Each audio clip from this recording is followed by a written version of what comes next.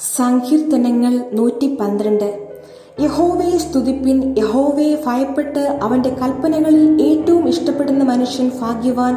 അവന്റെ സന്തതി ഭൂമിയിൽ ബലപ്പെട്ടിരിക്കും. നേരുള്ളവരുടെ തലമുറ അനുഗ്രഹിക്കപ്പെടും. ഐശ്വര്യവും സമ്പത്തും അവന്റെ വീട്ടിലുണ്ടാകും. അവന്റെ നീതി എന്നേക്കും നിലനിൽക്കുന്നു. നേരുള്ളവർക്ക് ഇരുട്ടിൽ വെളിച്ചമുദിക്കുന്നു. അവൻ കൃപയും കരുണയും നീതിയും ഉള്ളവനാകുന്നു. കൃപ തോന്നി വായ്പ കൊടുക്കുന്നവന് ശുഭമായിരിക്കും. വ്യവഹാരത്തിൽ അവൻ തന്റെ കാര്യം നേടും.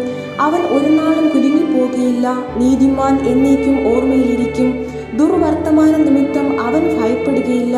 അവന്റെ ഹൃദയം യഹോവയിൽ ആശ്രയിച്ച് ഉറച്ചിരിക്കും. അവന്റെ ഹൃദയം ഭയപ്പെടാതെ സ്ഥിരമായിരിക്കുന്നു.